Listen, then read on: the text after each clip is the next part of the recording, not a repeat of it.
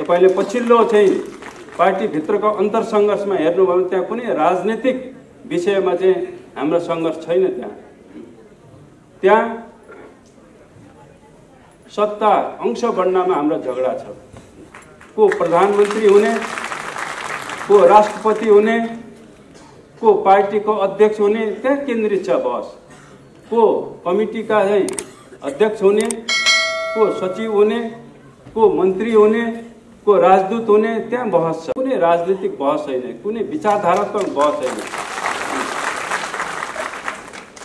र किन संसद विघटन हुनु पर्यो, गर्नु भयो विघटन? किन पार्टीबाट एक थरी कमरेडहरू चाहिँ एउटा गुट चाहिँ अलग भयो? त्यसको पछाडि त्यो पावर सेयरिङ अथवा त्यसलाई सत्ता लोलुपतालाई नै बढी काम गरेको छ। पार्टीभित्रको अन्तरसङ्घर्षको चाहिँ एउटा उत्कर्षमा आउँदाखेरि हामी के देख्छौँ भने हाम्रा कमरेडहरूले पार्टीको अध्यक्षलाई हटाउनको निम्ति उनीहरूले आरोप पत्र खडा गरे। उनीहरूले आफ्नै पार्टीको प्रधानमन्त्रीलाई हटाउनको निम्ति उनीहरूले कृत्रिम चाहिँ आरोप पत्र खडा गरे। हुनसक्छ पार्टीको अध्यक्ष एउटा व्यक्ति पनि हो र कमी कमजोरीहरू सबैमा हुन्छन् र ती कमी कमजोरीहरूलाई सच्याउने कुरा हो। तर कमरेडहरूले पार्टीको अध्यक्षलाई चाहिँ कमरेडहरूले एउटा कमरेडको रूपमा नभएर एउटा अपराधीको रूपमा उहाँहरूले चाहिँ आरोप पत्र खडा गर्नुभयो र त्यसलाई कारवाहीको हदसम्म लैजाने उहाँहरूले प्रयत्न गर्नुभएको छ। प्रधानमन्त्रीलाई, पार्टीको देशको एउटा प्रमुखलाई, संसदीय दलको नेतालाई उहाँहरूले आफ्नो नेताको रूपमा होइन एउटा अपराधीको रूपमा उहाँहरूले खडा गर्नुभयो र प्रधानमन्त्रीबाट हटाउने उहाँहरूले चाहिँ योजना बनाउनु भएको छ। हामीले भन्यौँ कमरेड तपाईहरुको यो आरोप चाहिँ यो सही छैन, यो उचित छैन।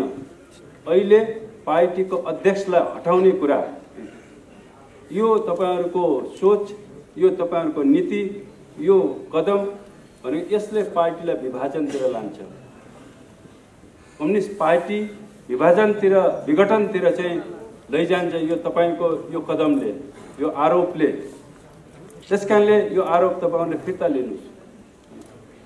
ठीक छ, कमी कमजोरी छ भने हामी आत्मालोचना गरौँ र अध्यक्षलाई हटाउनु पर्ने हो भने एउटा विधिसङ्गत ढङ्गले महाधिवेशनको प्रक्रियाद्वारा अध्यक्षलाई हटाउन सकिन्छ। तर यो ढङ्गले जसरी तपाईहरुले अहिले आरोप खडा गर्नु भएको छ यसले वास्तवमा पार्टीलाई विघटनतिर लान्छ र यो फिर्ता लिनुस् भने लास्टसम्म चाहिँ हामीले अनुरोध गर्यौं। तर हाम्रा कमरेडहरूले त्यो कुरालाई मान्नु भएन। हामीले अन्तिमसम्म पनि हामीले भन्यौं कि अहिले प्रधानमन्त्रीलाई यो कार्यकाल पूरा नहुँदै अहिले हटाउनु यो उचित हुँदैन। यसले एउटा ठूलो राजनीतिक अस्थिरता पैदा गर्छ। त्यसकारणले यो कदम पनि चाहिँ तपाईहरुको उचित छैन। यो सोच र यो माग पनि बेठिक छ। ठीक छ, अब आगामी निर्वाचनमा तपाईहरु हुनु होला, कोही हुनु होला, अहिलेको चाहिँ प्रधानमन्त्री हुनुहुन्न अथवा हुन्न भनेर उहाँले आफैले पनि भनिराख्नु भएको छ। त्यसकारण यो ढङ्गको अडान तपाईहरुले नलिनुस् र यो आरोप, यो माग तपाईहरुले फिर्ता लिनुस् हामीले भन्यौं। तर उहाँहरूले त्यो अडान उहाँहरूले छोड्नु भएन र उहाँहरूले प्रधानमन्त्रीलाई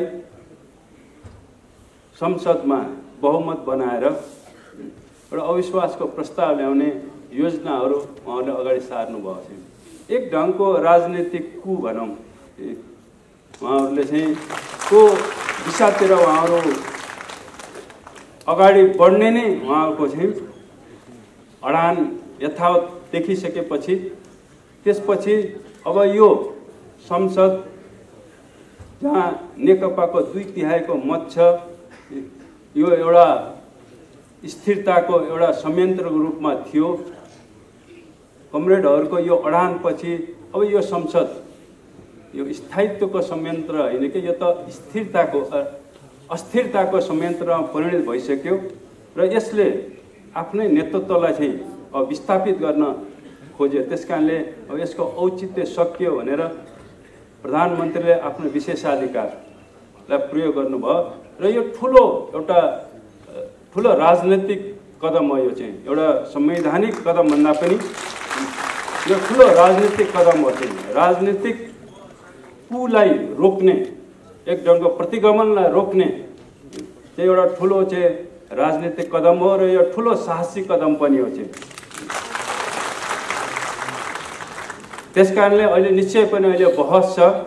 यो बहस अब अदालतमा पुगेको छ कि यो कदम उठाउनु यो संवैधानिक थियो कि यो असंवैधानिक थियो, यो अग्रगामी कदम थियो कि यो प्रतिगामी कदम हो भन्ने कुरा त्यो अदालतले फैसला गर्छ। तर यो अग्रगामी कदम हो र यसले यो कदमले चाहिँ प्रतिगमनलाई चाहिँ रोक्यो। चाहिँ तत्काल जो हुन खोजिरहेको थियो त्यो प्रतिगमनलाई चाहिँ यसले रोक्यो चाहिँ र भविष्यले निश्चित रूपमा यसलाई प्रमाणित गर्नेछ यो कदम सही थियो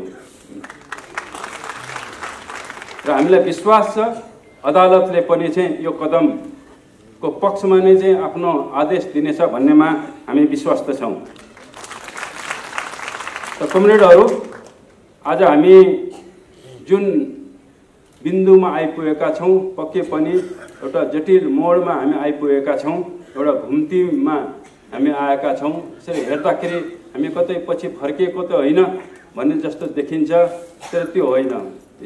हामी अहिले रूपमा, बाह्य रूपमा हामी अलिकता पछि फर्के जस्तो, एउटा विघटनतिर गए जस्तो अथवा एउटा प्रतिगमनतिर गए जस्तो देखिए पनि त्यस्तो होइन। यो बाह्य रूपमा त्यसो हो, तर हामी एउटा नयाँ उचाइमा चाहिँ हामी पुगेका छौँ। हामी पुरानो ठाउँमा छैनौँ। विकासको दृष्टिले पनि हामी नयाँ ठाउँमा पुगेका छौँ। यहाँसम्म आउँदाखेरि हाम्रो पार्टीको नेतृत्वको सरकारले चाहिँ 7% भन्दा बढी यो आर्थिक वृद्धि दर एउटा तीव्र गतिमा चाहिँ समृद्धिको दिशामा अगाडि बढिरहेको थियो।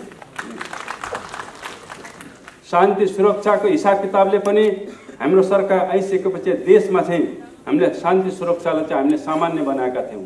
हामीले पृथकतावादी आन्दोलनलाई पनि हामीले त्यसलाई चाहिँ समाप्त पारेका थियौँ। हामीले सङ्घीयताको कार्यान्वयनमा पनि हामीले महत्त्वपूर्ण निर्णय गरेका थियौँ भने देशको भौगोलिक अखण्डताको निम्ति पनि महत्त्वपूर्ण कदम चाहिँ हाम्रो सरकारले, हाम्रो पार्टीले उठाएको थियो। चाहिँ त्यही कारण राष्ट्रिय स्वाधीनताको पक्षमा, भौगोलिक अखण्डताको पक्षमा, हामीले समृद्धिको पक्षमा र कम्युनिस्ट आन्दोलनको विकासको पक्षमा हाम्रो पार्टीले, हाम्रो नेतृत्वले चाहिँ ऐतिहासिक कदम उठाए, ऐतिहासिक उपलब्धि हासिल गरेको छ। त्यही कारण हामीले निराश हुनुपर्ने आवश्यकता छैन। अहिले जुन किसिमको समस्या अहिले देखिएको छ त्यो एउटा अस्थायी हो, त्यो क्षणिक हो। यो घेराबन्दीलाई, यो अवस्थालाई हामी छिटै नै यसलाई पार गर्नेछौँ। हामीले फेरि एकपटक पार्टीको नेतृत्वमा जनताको बीचमा गएर चाहिँ यी सबै घेराबन्दीहरू, यी सबै अप्ठ्याराहरूलाई चाहिँ हामीले पार गर्नेछौँ र हामी समाजवादको दिशातिर, हामी समृद्धिको दिशातिर, हामी एकताको दिशातिर, हामी स्थायित्वको दिशातिर चाहिँ हामी दृढतापूर्वक अगाडि बढ्नेछौँ। अहिले देशव्यापी रूपमा जो स्थिति देखा परेको छ, मेचीदेखि महाकालीसम्म पार्टीको नेतृत्वले जुन निर्णय लिएको छ, जुन कदम उठाएको छ, सबैतिरबाट सर्वत्र चाहिँ समर्थन चाहिँ पार्टीलाई छ, पार्टी नेतृत्वलाई छ। अब आगामी दिनहरूमा हामी एक ढिक्का भएर हामी अब जनताको बीचमा जाने हो, एउटा नयाँ आन्दोलनमा जाने हो। मध्यावधि निर्वाचन भनेको एउटा आन्दोलन हो, एउटा ठुलो ऐतिहासिक आन्दोलन हो। हामी हाम्रा अग्रगामी एजेन्डाहरूलाई लिएर, विकासका एजेन्डा, एकताको एजेन्डा, हामीले गणतन्त्रको एजेन्डा, हाम्रो राष्ट्रियताको एजेन्डाहरूलाई लिएर हामी जाने हो। हामीले जनताको बीचमा गएर प्रतिगमनकारीहरूलाई, अवसरवादीहरूलाई भण्डाफोड गर्ने हो, उनीहरूलाई चाहिँ किनारा लगाउने हो चाहिँ। र पक्कै पनि हामीलाई विश्वास छ जनता एकता चाहन्छन्, जनता स्थायित्व चाहन्छन्, जनता समृद्धि चाहन्छन्, जनता राष्ट्रिय अखण्डता स्वाधीनता चाहन्छन्। त्यसकारणले हाम्रो एजेन्डामा हाम्रा एजेन्डाहरू सही छन्, हाम्रा नीतिहरू सही छन् हाम्रा विचारहरू सही छन् र हाम्रो नेतृत्व पनि सही छ। यो विश्वासका साथमा चाहिँ हामी अगाडि बढौँ। आज यो ऐतिहासिक घडीमा म सम्पूर्ण काठमाडौँका सबै नेता कार्यकर्ता कमरेडहरूमा म यही अपिल गर्न चाहन्छु, हामी एक ढिक्का छौँ र एक ढिक्का भएर जनताको बीचमा जाउँ, एउटा नयाँ अभियानमा जाउँ र यो नयाँ अभियानमा विजय प्राप्त गरौँ। आज हामी अत्यन्तै एउटा जटिल परिस्थितिको सामना गरिरहेका छौँ। आज देशले एउटा विषम परिस्थितिको सामना गरिरहेको छ र यो विषम परिस्थिति ल्याउनुमा कोभिडले पनि एउटा महत्त्वपूर्ण भूमिका खेलेको छ र यो विषम परिस्थिति पैदा हुनुमा हाम्रो पार्टीको अन्तरसङ्घर्षले पनि एउटा महत्त्वपूर्ण भूमिका खेलेको छ। यसको साथसाथै यो विषम परिस्थिति सिर्जना गर्नमा प्रतिगामी शक्तिहरूको षड्यन्त्र र उनीहरूको प्रतिगामी रणनीतिले पनि महत्त्वपूर्ण भूमिका खेलेको छ। आज हामी यस सभागृहमा यो विषम परिस्थितिको कसरी सामना गर्ने, आज जुन नयाँ चुनौतीहरू पैदा भएका छन्, जुन नयाँ प्रश्नहरू पैदा भएका छन्, त्यसको सही उत्तर कसरी दिने र यो विषम परिस्थितिको सामना कसरी गर्ने भन्ने सन्दर्भमा हामी यहाँ केन्द्रित भएका छौँ। यहाँ उद्घोषक मित्रले भन्नुभयो, कुनै पनि समस्याको समाधान, कुनै पनि लक्ष्यको प्राप्ति, कुनै पनि सङ्घर्षको सफलताको निर्धारण के कुराले गर्छ?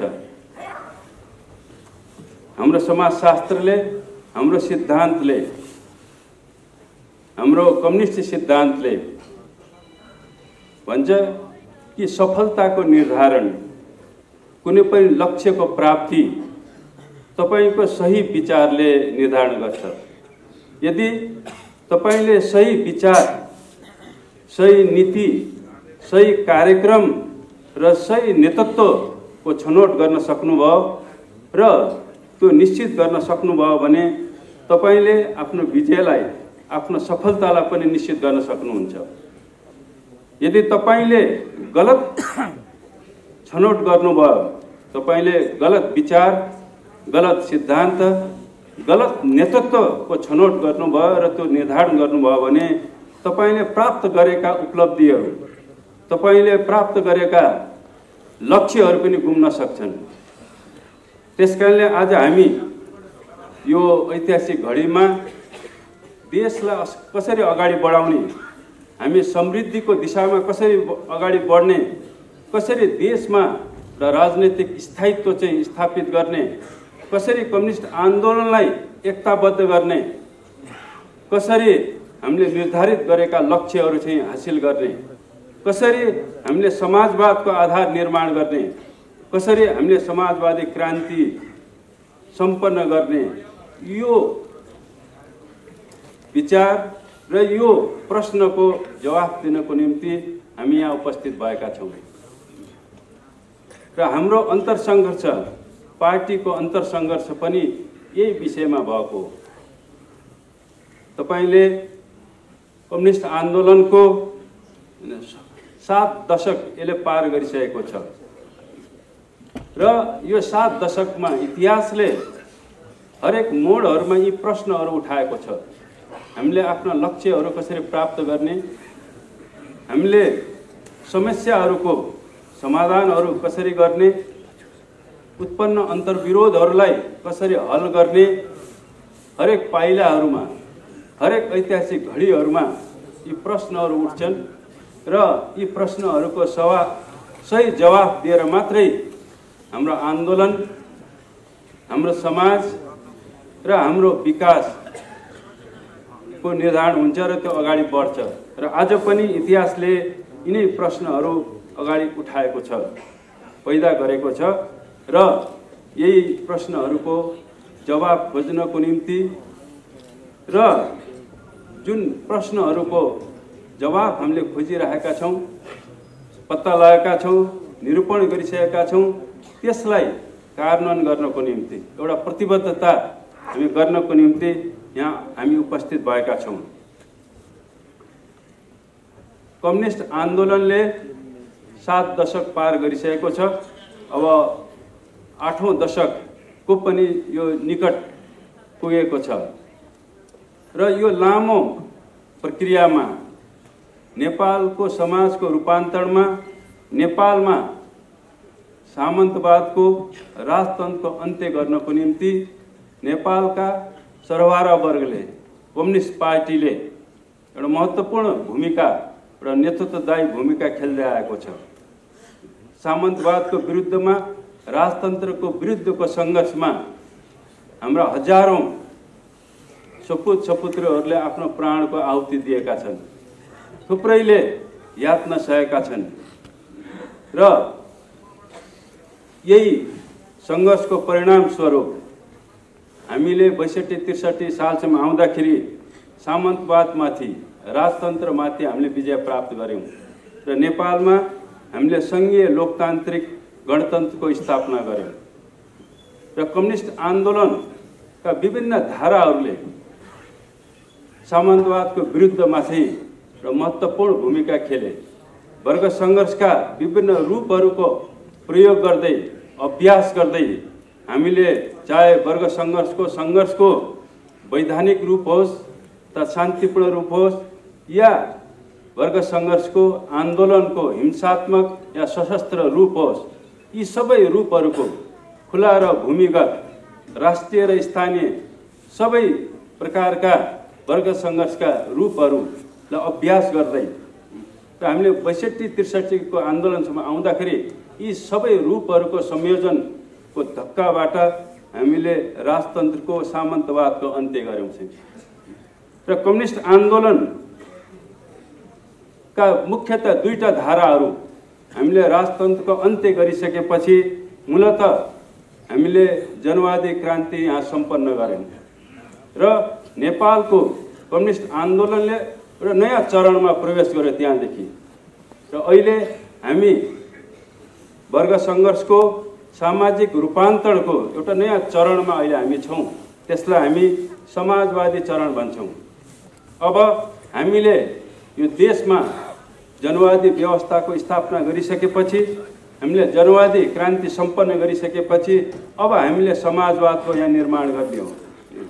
समाजवादको अर्थ भनेको त्यो समृद्धिको एउटा अभिव्यक्ति हो। समाजवाद भनेको समानताको अभिव्यक्ति हो र हामी यस्तो समाज, यस्तो राज्य हामी निर्माण गर्न चाहन्छौँ जहाँ समानता होस्, जहाँ समृद्धि होस्, कोही पनि त्यहाँ खान नपाउने र कोही चाहिँ खान पाउने त्यो किसिमको अवस्था नहोस्। त्यसकारणले समाजवाद, त्यस्तो समाजको हामी निर्माण गर्न चाहन्छौँ। हामी त्यो चरणमा आइपुगेका छौँ र त्यसको निम्ति हामीलाई सही सिद्धान्त, सही विचार, कमरेड मदन भण्डारीले भने जस्तै हामीलाई सही विचार, सही नीति चाहिन्छ। त्यो कुनै किताबमा छैन, त्यो मार्क्सवादका ठेलीहरूमा त्यो छैन। नेपालमा हामीले समाजवादको निर्माण कसरी गर्ने, नेपालमा हामीले समृद्धि कसरी हासिल गर्ने र समृद्ध नेपाल र सुखी नेपालीको जुन राष्ट्रिय आकांक्षा हो त्यो पूरा गर्ने कुनै मार्क्सवादको कुनै पनि किताबमा लेखिएको छैन। हामीले नै त्यो सिद्धान्तको प्रतिपादन गर्ने हो र विचारहरू, सिद्धान्तहरू कहाँबाट पैदा हुन्छ? मार्क्सवादले हामीलाई सिकाउँछ, विज्ञानले हामीलाई सिकाउँछ, त्यो जनताबाट प्राप्त हुन्छ, त्यो जीवनबाट प्राप्त हुन्छ। हामीले जनताबाट नै सही विचार पाउन सक्छौँ। हामीले वर्ग सङ्घर्ष आन्दोलनबाट नै ती सही विचारहरू चाहिँ पैदा हुन्छन्।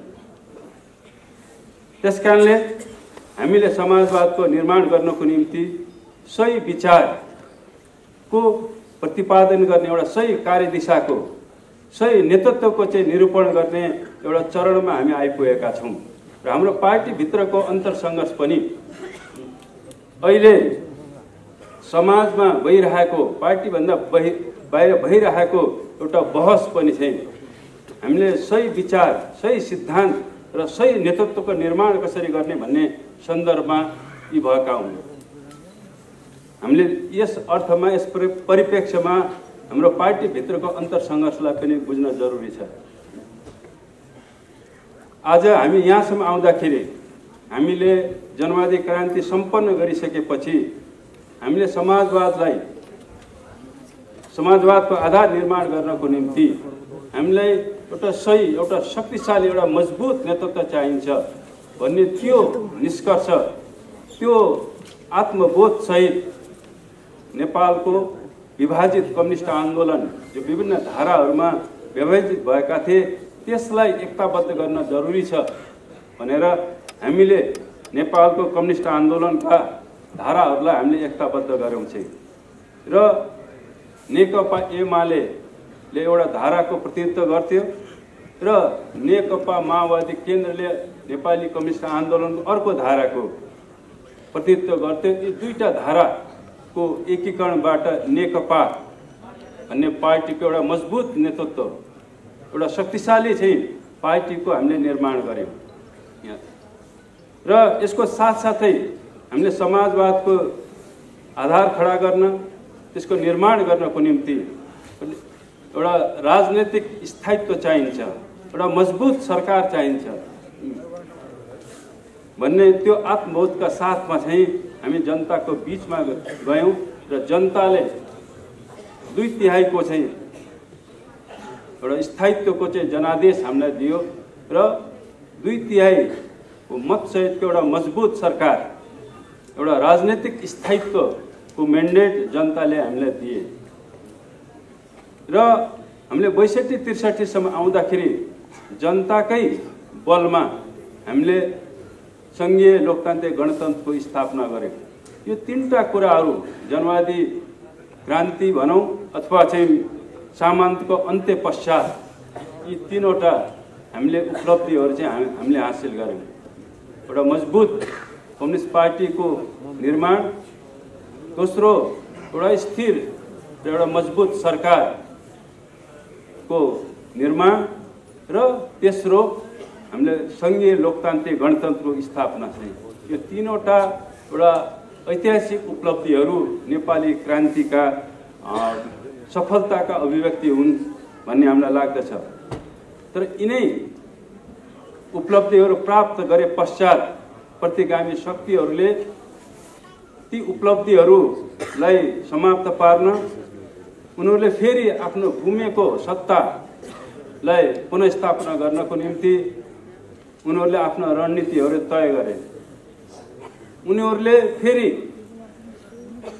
प्रतिगमनलाई पुनर्स्थापना गर्नको निम्ति उनीहरूले नेकपालाई, यो आन्दोलनको नेतृत्वलाई कसरी विभाजित गर्ने भन्ने उनीहरूले रणनीति तय गरे। उनीहरूले फेरि प्रतिगमनको पुनर्स्थापनाको निम्ति कसरी फेरि एउटा राजनीतिक अस्थिरता पैदा गर्ने देशमा र नेकपाको नेतृत्वमा भएको सरकारलाई कसरी विघटन गर्ने भन्ने उनीहरूले रणनीति तय गरेछन्। यिनै रणनीति, यो तीनवटा रणनीति अन्तर्गत उनीहरूले यी अवधिहरूमा चाहिँ षड्यन्त्र गर्दै आए र यहाँसम्म आउँदाखेरि हामी के देख्छौँ वस्तुगत परिणामको रूपमा भने उनीहरूले नेकपालाई विभाजन गर्न चाहिँ उनीहरू सफल भए। यो चाहिँ अकाट्य चाहिँ तथ्य हो, परिणाम हो। आज यहाँसम्म आउँदाखेरि उनीहरूले नेकपालाई विभाजित गर्न सफल भए। नेकपाको एउटा गुट पार्टीबाट अहिले अलग भएको छ र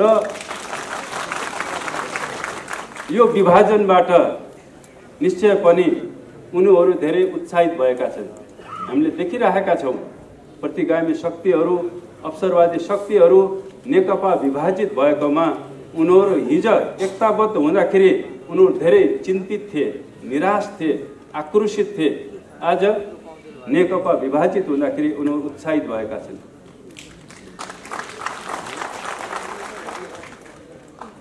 र आज उनीहरूले राजनीतिक अस्थिरता फेरि सिर्जना गर्न सकेकोमा, उनीहरूले नेकपाको निर्वाचित 2/3 सरकार विघटन भएकोमा उनीहरू त्यहाँ पनि हर्षोल्लास उनीहरूले मनाइरहेका छन्। र उनीहरू अब के कुरामा ढुक्क जस्तो देखिन्छन् भने अब हाम्रो दिन फर्किनेवाला छ। अब फेरि प्रतिगमन हामी फर्काउन सक्छौँ। फेरि पुरानै सत्ता, पुरानै व्यवस्था, पुरानै परिस्थिति हामी फर्काउन सकिन्छ भन्ने कुरामा उनीहरू धेरै विश्वस्त भएका छन्, धेरै उत्साहित भएको देखिन्छन्। र उनीहरू सडकमा उनीहरूका उत्साहहरू सडकमा देखिन्छन्।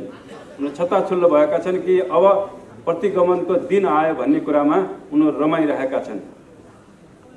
त कमरेडहरू, आज हामी यो ऐतिहासिक घडीमा फेरि कम्युनिस्ट आन्दोलनलाई कसरी एकताबद्ध गर्ने, हामीले प्रतिगमनको खतरालाई, त्यो जोखिमलाई, त्यसको पुनर्स्थापनालाई कसरी रोक्ने, कसरी फेरि देशमा एउटा राजनीतिक स्थायित्व, नेकपाको नेतृत्वमा फेरि एउटा मजबुत सरकार कसरी निर्माण गर्ने भन्ने प्रश्नसहित यहाँ उपस्थित भएका छौँ। पक्कै पनि हाम्रो पार्टीले यसको जवाफ दिएको छ, हाम्रो नेतृत्वले यसको सही जवाफ दिएको छ। अब हामीले विभाजित कम्युनिस्ट आन्दोलनलाई, यो पुनः विभाजित कम्युनिस्ट आन्दोलनलाई हामी अब जनताको बीचमा गएर जनताले मात्र यो विभाजित कम्युनिस्ट आन्दोलनलाई फेरि एकताबद्ध गर्न सक्छन्। त्यसकारणले हामीले जनतामा जाने नीति तय गरेका छौँ, हामीले त्यो निर्णय गरेका छौँ। हामीलाई लाग्छ यो एकदम सही नीति छ। हामीले फेरि राजनीतिक स्थायित्व, नेकपाको नेतृत्वमा एउटा मजबुत सरकार, समाजवादको आधार निर्माण गर्नको निम्ति, विकास र समृद्धिको निम्ति चाहिँ एउटा मजबुत सरकार नेकपाको नेतृत्वमा कसरी फेरि चाहिँ निर्माण गर्ने, गठन गर्ने, त्यो पनि हामी जनताको बीचमा मात्रै गएर गर्न सक्छौँ। जनताले मात्रै एउटा स्थायित्व दिन सक्छ, जनताले मात्रै नेकपाको नेतृत्वमा एउटा मजबुत सरकार दिन सक्छ। त्यसकारणले हामीले जनताको बीचमा जाने हामीले निर्णय गरेका छौँ। र प्रतिक्रान्तिको जो खतरा पैदा भएको छ, अहिले आकाशमा जो मडारिएको छ प्रतिक्रान्तिका खतराहरू, जो चलखेलहरू अहिले भइरहेका छन्, फेरि चाहिँ प्रतिगमनलाई चाहिँ यहाँ पुनर्स्थापित गर्ने देशी विदेशी शक्तिहरूले हामीले चलखेल गरिरहेको देखिरहेका छौँ। उनीहरू उत्साहित भएको, उनीहरू क्रियाशील भएको हामीले देखिरहेका छौँ। प्रतिक्रान्तिलाई, प्रतिगमनलाई पनि अब पार्टीहरूले मात्र रोक्न सक्दैन, अब जनताले मात्र त्यसलाई रोक्न सक्छ। त्यसका हामी जनताको बीचमा प्रतिक्रान्तिलाई रोक्न, प्रतिगमनलाई रोक्नको निम्ति हामीले हाम्रो एजेन्डाहरूलाई लिएर जाने, हाम्रो गणतन्त्रको एजेन्डा, हाम्रो चाहिँ सङ्घीयताको एजेन्डा, हाम्रो समृद्धिको एजेन्डा, हाम्रो राष्ट्रियताको एजेन्डा, त्यो लिएर जनताको बीचमा जान जरुरी छ। र जनतालाई चाहिँ फेरि जागृत गरेर, करोडौँ जनतालाई परिचालन गरेर हामीले प्रतिक्रान्तिलाई रोक्ने हो। हामीले पुनः चाहिँ एउटा स्थायित्व हामीले स्थापित गर्ने हो। पुनः विभाजित कम्युनिस्ट आन्दोलनलाई हामीले चाहिँ जनताको सहयोगमा मात्रै त्यसलाई हामी फेरि एकताबद्ध गर्न सकिन्छ। त्यसकारणले हामीले मध्यावधि निर्वाचनमा जाने, अब पुरानो संसदले एउटा स्थायित्व दिन सक्दैन, उसले सकेन थिएन। यहाँसम्म आउँदाखेरि पुरानो संसद एउटा अस्थिरताको संयन्त्रमा परिणत भइसकेको छ। देखि यसको औचित्य सकियो। त्यसका हामीलाई नयाँ संसदको पुनर्स्थापना, नयाँ संसदको स्थापना नै आजको सही पोलिसी हुनसक्छ, सही नीति हुनसक्छ, सही मार्गचित्र हुनसक्छ। त्यसकारणले नयाँ संसद, पुरानो संसद होइन, नयाँ संसदको स्थापना नै आजको सही चाहिँ नीति हो, सही मार्गचित्र हो। आज हामी जनताको बीचमा गएर लाखौँ करोडौँ जनतालाई परिचालन गरेर चाहिँ नयाँ संसदको स्थापना गर्ने र त्यो मार्फतबाट एउटा स्थिर सरकार, एउटा शक्तिशाली सरकारको निर्माण गर्ने र निर्वाचनको माध्यमबाट कम्युनिस्ट आन्दोलनलाई पनि हामीले एकीकृत गर्नेछौँ। यो माध्यम नै यस्तो माध्यम हो जसबाट फेरि हामी विभाजित कम्युनिस्ट आन्दोलनलाई एकीकृत गर्न सकिन्छ। र कम्युनिस्ट आन्दोलनमा भएका अवसरवादी चाहिँ तत्त्वहरूलाई अवसरवादी प्रवृत्तिलाई चाहिँ हामी किनारा लगाउन सकिन्छ। जनतामा गएर हामी यहाँ माथि बहस गरेर छलफल गरेर एक अर्कालाई कारवाही गरेर चाहिँ उनीहरूलाई किनारा लगाउन सकिन्न र त्यो जनताको बिचमा गएर मात्र चाहिँ कम्युनिस्ट आन्दोलनका अवसरवादी प्रवृत्तिहरूलाई चाहिँ हामीले चाहिँ किनारा लगाएर कम्युनिस्ट आन्दोलनलाई एकीकृत गर्न सकिन्छ। आज कम्युनिस्ट आन्दोलनमा फुट पैदा भएको कारण पनि चाहिँ अवसरवादी प्रवृत्तिको कारणले गर्दाखेरि हो। एउटा पद लोलुप सत्ता लोलुप चाहिँ प्रवृत्तिको कारणले गर्दाखेरि चाहिँ कम्युनिस्ट आन्दोलनमा चाहिँ त्यो विभाजन आएको हो।